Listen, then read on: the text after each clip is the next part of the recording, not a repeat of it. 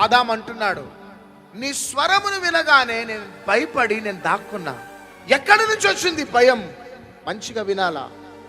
మనకు భయం ఎప్పుడు వస్తుంది అంటే దేవునితో బంధము తెగిపోగానే భయం ఆవరిస్తుంది. అది మీకైనా మాకైనా. కానీ క్రైస్తవులు భయానికి సంబంధించిన వారు కాదు, క్రైస్తవులు భయస్థులు కాదు. మన దేవుడు 2000 సంవత్సరాల క్రితం కల్వరి శిలువలో ఆ భయమనంతా కూడా భరించున్నాడు. శిష్యులు చూడండి, ఎవ్వరికి భయపడలే.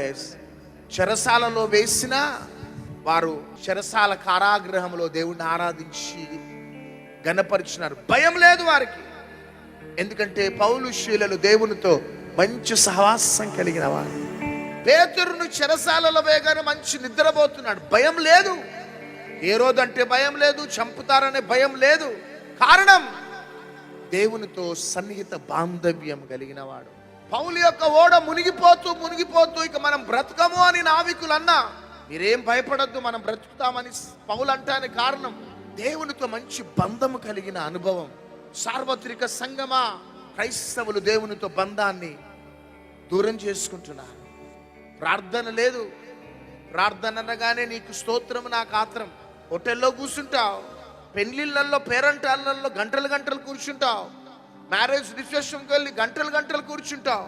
కానీ దేవునితో ప్రతిరోజు సహవాసం అంటే టైం లేదు, ఐఎమ్ టైర్డ్ అంటావు. ఈరోజు మీ పిల్లల భవిష్యత్తును బట్టి భయం, మీ పిల్లలు సెటిల్ అవుతారో లేదో అనే భయం, మీ పిల్లల పెళ్లిళ్ళు అవుతాయో లేదో అనే భయం, మా అప్పులు తీరుతాయో లేదో అనే భయం, ఈ రోగం పోతుందో లేదో అనే భయం. ప్రతి మనిషి, ప్రతి విశ్వాసికి, దైవజనునికి సైతం భయం భయం భయం. ఎక్కడి నుంచి ఆవరించింది ఆదాములో ఈ భయం?